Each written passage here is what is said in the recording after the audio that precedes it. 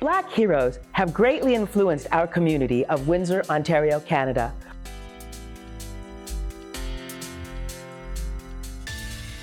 Working for inclusion and equity for all. In this unique Black History Month series, brought to you by Family Fuse and the Black Council of Windsor, Essex, we highlight some of those leaders and pioneers, shedding light on their contributions and the legacy upon which we stand.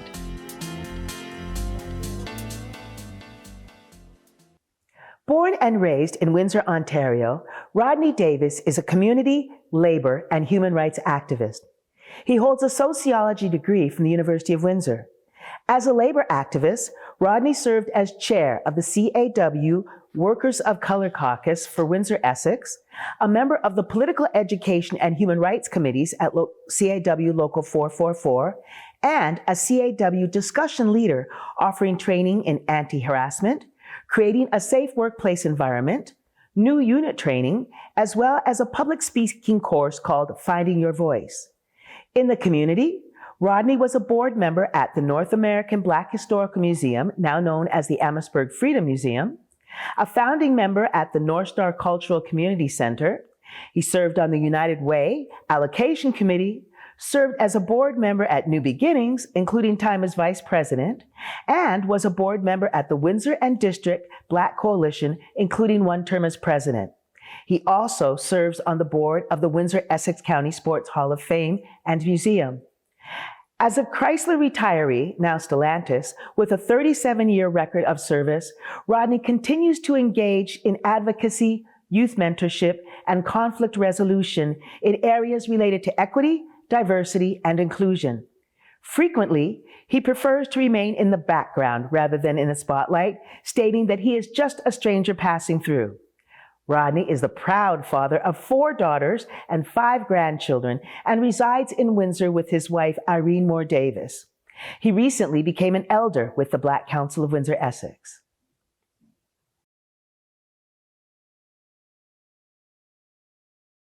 One specific person in general. My mother, who was strong, but she was very quiet and shy, right? But she took care of her children and her family. But she didn't speak out very much on issues. She just kind of minded her own business. Dad was a complete opposite. He's a tailor. So tailors are fighters. That's what we do. But he never talked a lot about discrimination, race, although he faced it, but he never made it a daily subject or issue. I think with me, it's more of a totality of events over time. And what I witnessed as a little boy in school and in the community, in our neighborhoods, on television. So what I've seen and read and observed was jarring, and it was troubling. It was by default at times getting involved in this because I was looking around, nobody else was. With some organizations, some have been here for what? Actually decades, hundreds of years. So I said, I'll be the one to take it off. I'll have to take the brick showers, right? I'll have to be in the foxhole in the trenches. Why not me? So I just went on my journey and I did what I had to do, got involved in certain things and spoke up, especially when it comes to racism and, discrimination and things that affected our community in a very negative way and can play a critical role on us not moving our agenda forward because of the challenges, right? And the dissenters out there, right? And the system that's set up against us for the most part. So how I got involved in all these things, I don't know. I didn't sit up at night and say, okay, well, I'm going to do this. No, it didn't work like that. It didn't work like that with me. Just saying, okay, this has to change, right? Or you be a voice for the voiceless, right? So that's what I've been doing since I was probably a child, actually, to be honest with you.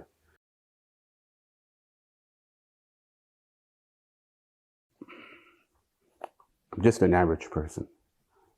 An ordinary person sometimes doing extraordinary things. I didn't ask for all this. Some of it was brought to my doorsteps. So if I could be somehow, if people could think of me or define me, or what was my great accomplishment, that I never ever turned my back on my people. Never. You can ask anybody. I was never a traitor. I was never a sellout. I stood strong. I stood very strong under tremendous circumstances. Tremendous circumstances. So if I could be known for a champion of justice, for equal rights, for inclusion, equity, diversity, right? We use those things for the last 4 or 5 years. I wrote a paper on employment equity 30-some odd years ago. So I said, what are they talking about inclusion, diversity? I've been doing that for 30, 40 years. That ain't about nothing, man. Ain't nothing new to me. But it's huge now because of what happened over across the pond. With me and my family, mom and dad watched what I did. They paid attention and they observed what I was doing. And they would come out to some of the events that we had, right? They were there, right? They were present. I think with my brothers and sisters, trying to instill some pride in them because they had been metaphorically beaten down a little bit. I don't know if they understand me. I don't know if they do. But I'm very outspoken. However, I mean well. And I'm passionate about people, just human dignity. I would pass that down even further to my children, my daughters, being a very progressively strong Black father. And I make no apologies for that. They know that. And tried to fill them as much as I could with their history, as much as I could. And let them know that you come from good stock, not Woodstock.